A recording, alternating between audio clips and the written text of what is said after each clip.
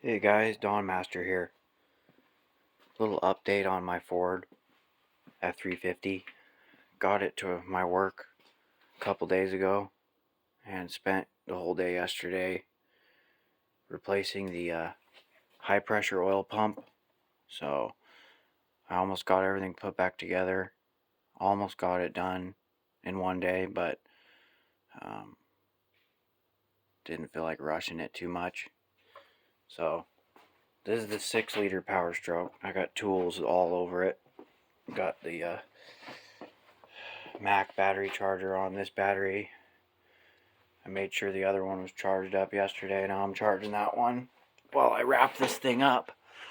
So the high pressure oil pump on this is in the back of the valley of the motor under the turbo. So to replace the high pressure oil pump, you got to pull the turbo. One thing that irritates me about these trucks and almost every one I've worked on, that heat shield right there, it always gets dented up. I was going to replace mine. It was already like that, but pull the turbo, and then you pull the intake manifold, this guy that wraps all the way around. And this is an early year 6-liter, so it wraps all the way around the back across. The newer 6-liters, they don't do that, so they're a lot easier to remove. But that intake manifold has all this attached to it, so I just leave all that on, pull the turbo, pull the intake manifold, pull the oil filter and fuel filter housing, swing the wiring harness out of the way, and then you can unbolt the Hpop cover, the high pressure oil pump cover. You don't have to pull the FICM, fuel injection control module. You can leave that. You just got to be really careful of the wiring for the injectors. Most people unplug them. 1, 2, 3, 4, and then you got 1, 2. See those? You can break those real easily. But I got the old high pressure oil pump out, and I put it in the box that the new one came in.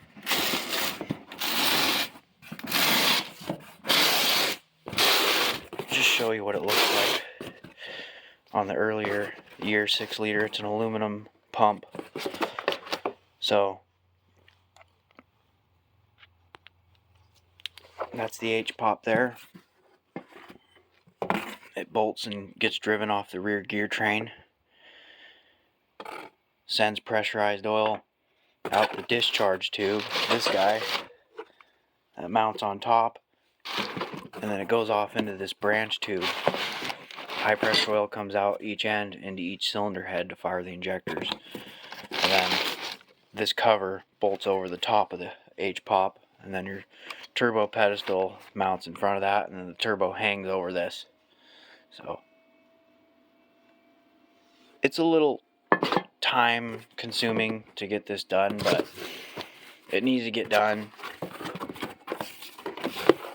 And I used the Bosch, a new Bosch pump, not a remanufactured one. They're pretty pricey. Unfortunately, they're to buy one of the new ones about $700-800 for that pump. But I got a really good deal on it. So sounds like the battery charger kicked on.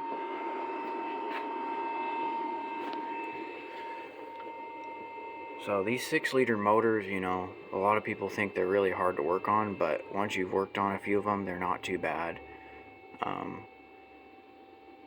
You know, we pull the cabs on them. I'll go show you another one that we're working on right now that my coworker got the cab off in about an hour because he does so many 6-liter engine jobs, and we do bulletproof jobs here. So let me go show you what that looks like with the cab off.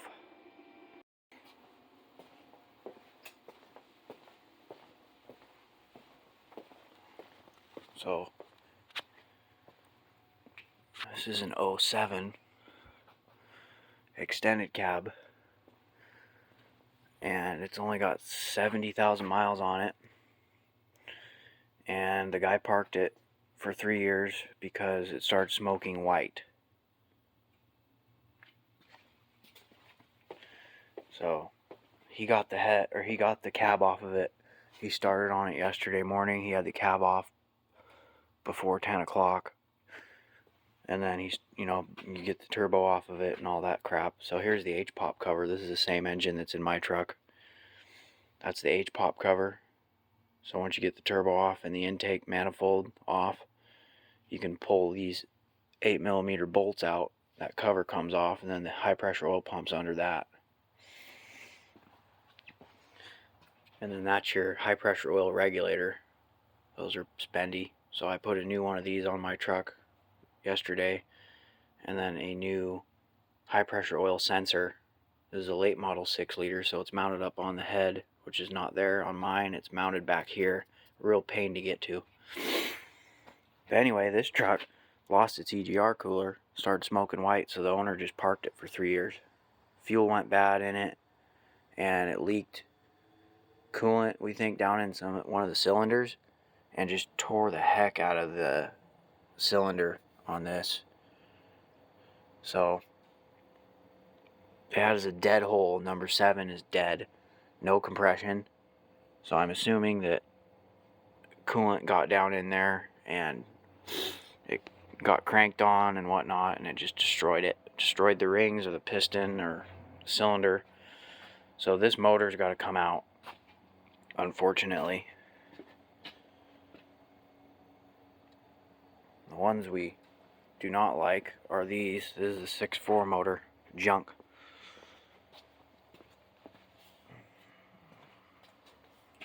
This one got a brand new motor put in it.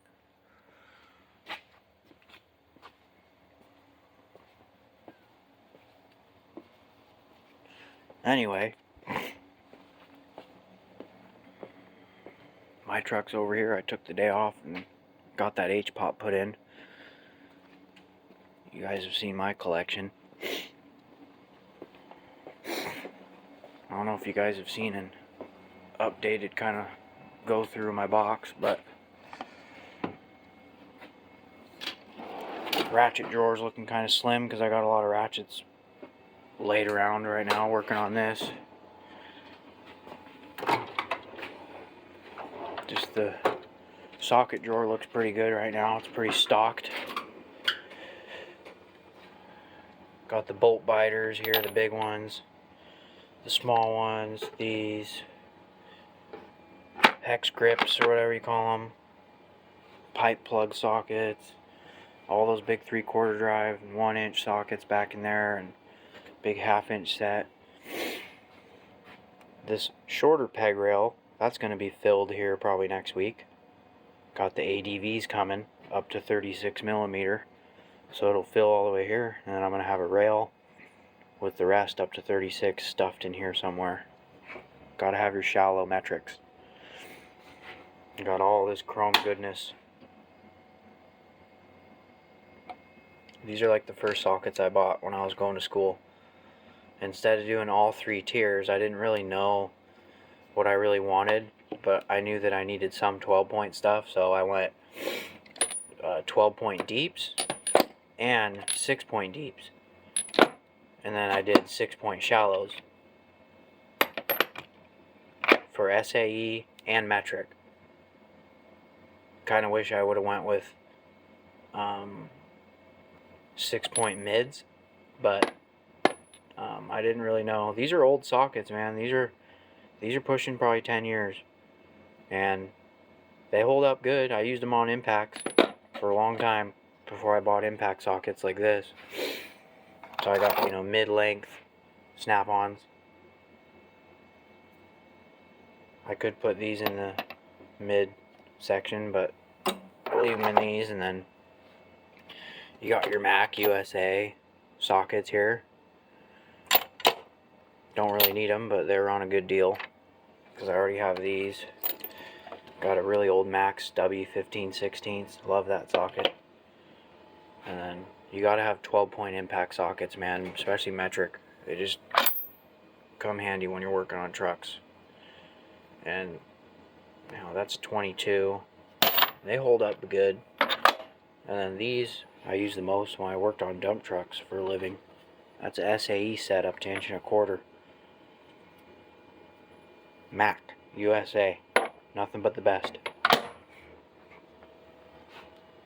Talk crap, I don't care. And then, you know, specialty sockets. Cat cylinder head bolt socket from Snap-on, $100 for this socket.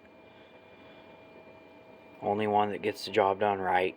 You put that 3/4 drive socket on that MG 1250, and you just go to town. You get those 3/4 12-point big head bolts out, no problem. Extra deep Sun X 3/4. Been used a few times. Cajun air brakes. DeWalt. And then I got a turning tool for Caterpillar motors. Yeah, this is for Caterpillar, this socket, not Cummins. Got the big old breaker bar. Expert. Love these sockets, use them every day. So yeah, show you my punch and chisel selection one more time. Got a pretty good plethora of punches and chisels, you know. One of my favorite sets here, the Snap-on small brass punch set. Just got them a few months ago and they're already beat up because I use my stuff. Hurts me seeing them like that, but whatever. This set I got on a good deal, $100, and it came with a 16-ounce hammer. Mac, USA. Then you got roll pin punches. You got long pin punches, old school Mac. You got spring tool. You got Mac 12-piece punch and chisel set. Really nice little set to have. Highly recommend having a kit like this for starter guys or whatever. A couple $100, but lifetime warranty, good quality. And then, you know, what I started with was just this kind of stuff, just some miscellaneous junk. And I got sick of it. I wanted a complete set, so that's what I did, is I got a complete set. You know, I got some Mac bearing race punches. Gotta have these, man. If you don't have those, then you're going backwards in life. If you're a mechanic, you have to have bearing race punches. It makes it so much easier to get bearing races in and out. Trust me. Proto, Mayhew, Mac, nice little pry bar thing, Jimmy bar. That's the PB17. Highly recommend that.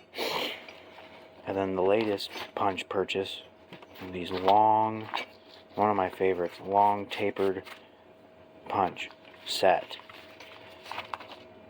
Super good to have, super sturdy.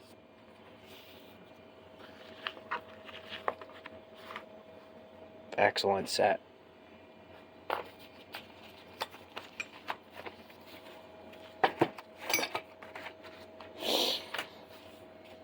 Anyway, guys, I'm going to do another video when this thing's running. Just got to put the alternator on, hook up some tubes, put coolant in it, and she should be running.